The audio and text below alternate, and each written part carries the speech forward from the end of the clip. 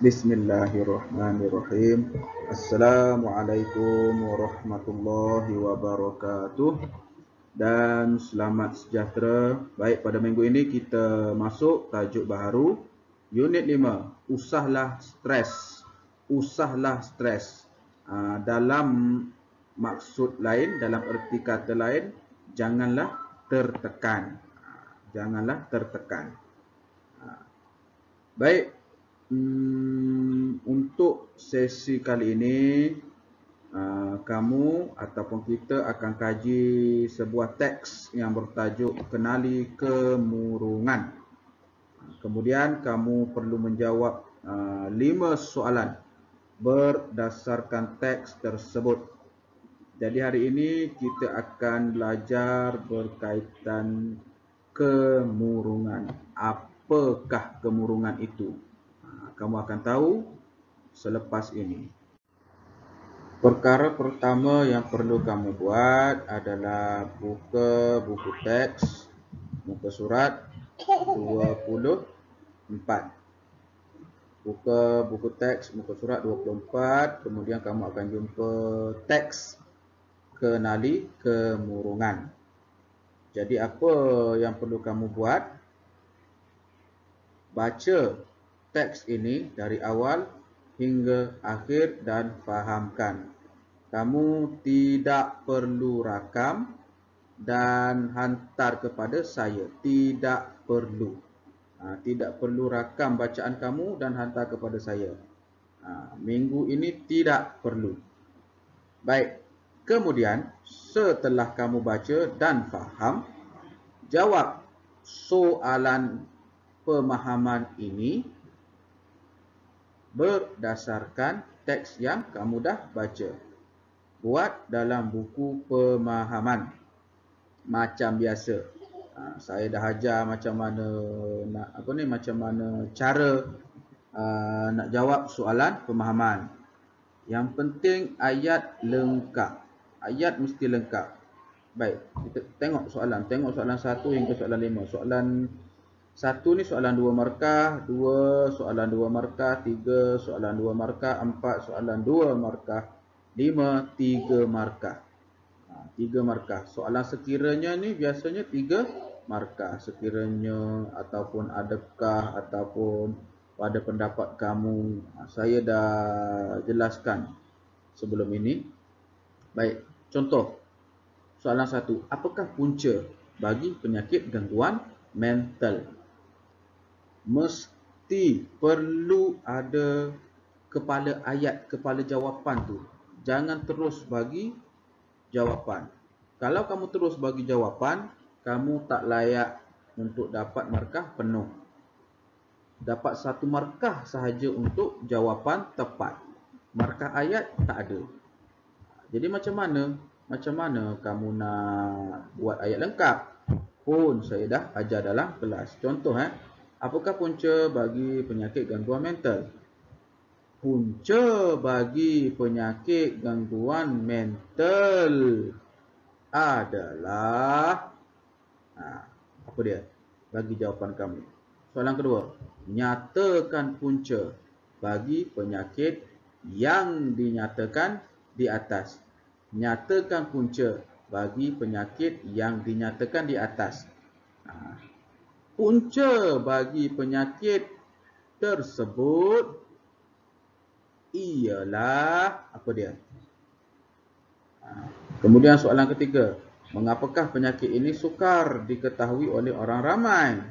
Penyakit ini sukar diketahui oleh orang ramai kerana jawab dalam ayat lengkap. Soalan keempat ni senaraikan 3 tanda-tanda seseorang itu mengalami masalah ini. Soalan senaraikan ini, ingat balik, kalau senaraikan biasanya akan ada nombor Roman ataupun ABC. Jadi kamu tidak perlu buat dalam ayat lengkap, terus tulis jawapan dia. Soalan 4 ni istimewa. Tidak perlu bina ayat yang lengkap. kamu boleh terus tulis jawapan, tetapi mesti ejaan kena betul, tanda baca kena betul untuk dapatkan markah penuh. Jadi buat je 1 Roman apa tanda pertama, 2 Roman apa, 3 Roman apa tanda dia. Dan masuk soalan kelima, sekiranya sahabat kamu menunjukkan tanda-tanda mengalami masalah ini, apakah tindakan kamu? Mengapa? Di situ ada dua soalan yang perlu kamu jawab.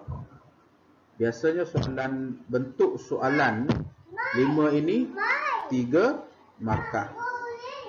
Sekiranya sahabat kamu menunjukkan tanda-tanda mengalami masalah ini, apakah tindakan kamu? Jawapan kamu mesti, sekiranya sahabat saya menunjukkan tanda-tanda mengalami masalah ini, saya akan, apa dia? Katakanlah, saya akan laporkan kepada guru. Itu satu. Mengapa? Kenapa kamu nak lapor kepada guru? Saya akan laporkan kepada guru agar apa? Agar kawan saya itu tidak melakukan sesuatu perkara di luar jangkaan. Contoh, itu sebab. Kamu nyatakan sebab kepada langkah kamu tadi tu. Ada jawab soalan 1, jawab soalan 2, mengapa tu? Tengok struktur ayat kamu tak ada masalah, baru layak dapat 3 markah. Ini selalu saya terangkan dalam kelas lah. Tak ada masalah pun. Tak ada masalah. Sepatutnya tak ada masalah. Jadi buat latihan ini dalam buku pemahaman.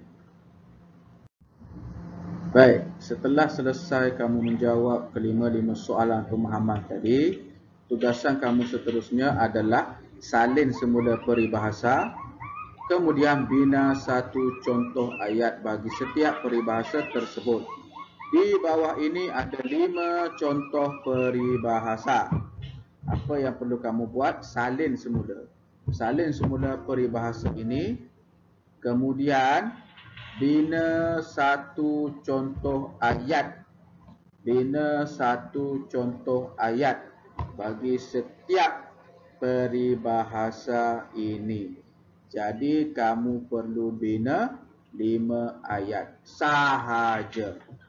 Tengok peribahasa yang pertama. Bagai air titik ke batu. Maksud dia, takrif. Takrif ni maksud takrif ni maksud. Maksud dia memberi nasihat dan ajaran yang sia-sia. Bagai air titik ke batu. Batu tak pecah pun. Itulah maksudnya buat perkara yang sia-sia. Peribahasa kedua, bagai itik pulang petang. Ini peribahasa yang biasa kamu dengar. Maksud dia berjalan lambat dan lamban. Apa maksud lamban? Apa maksud lamban ini kamu cari sendiri. Boleh Google ataupun buka Kamus Dewan. Apa maksud lamban? Cari. Kemudian bagai kacang direbus satu.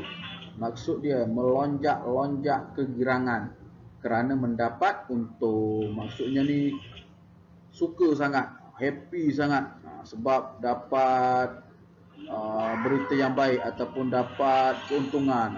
Contohnya kamu berniaga lah, baru belajar berniaga, tiba-tiba untung lebat, untung baik punya untung. Kamu suka lah, kamu pun melompat-lompat. Itulah contoh. Tak ada kerja nak melompat-lompat kan. Kemudian yang keempat, bagai jelongak kerbau rampung. Ini kamu tak pernah dengar. Carilah maksud jelongak, carilah maksud rampung. Kemudian apa ni maksud dia? Orang bodoh yang sombong, tidak sedar dirinya dibodohi orang. Dah lah bodoh, sombong pula tu. Lepas tu kena bodohkan dengan orang lagi. Bagai jelongak kerbau rampung. Cari maksud jelongak, cari maksud rampung.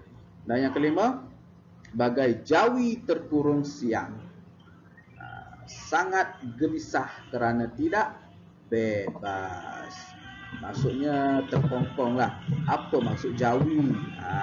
Jawi ni apa? Ya betul, tulisan. Salah satunya tulisan jawi. Apa maksud lain jawi? Baik, yang ini saya bagilah. Jawi ni salah satu selain daripada tulisan jawi.